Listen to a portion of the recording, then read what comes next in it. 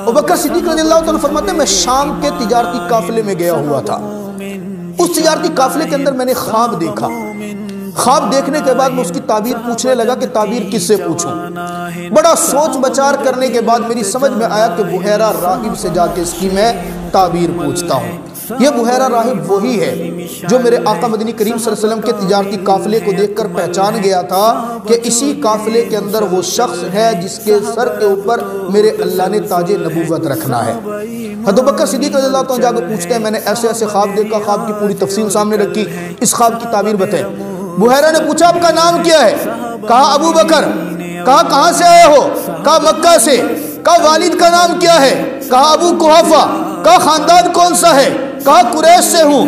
کہا اگر واقعی تیری یہی ساری معلومات ہے اور ان معلومات کے مطابق تو نے جو خواب دیکھا ہے وہ سچا ہے، رب کعبہ کی قسم ایک وقت آئے گا تیری قوم کے اندر، تیرے شہر کے اندر میرا اللہ اپنا آخری نبی بھیجے گا اور اس آخری نبی کا تو وزیر ہوگا۔ آپ اندازہ کریں کون کہہ رہے؟ بحیرہ راہب۔ اس کو بھی پتا ہے کہ نبی آخر جو ہوگا اس کا وزیر ابو بکر ہوگا۔ اس نے بھی انکار نہیں کیا ابو بکر کی رفاقت کا، علامتیں دیکھ کے بتایا کہ ابو بکر میرے نبی کا وزیر ہوگا۔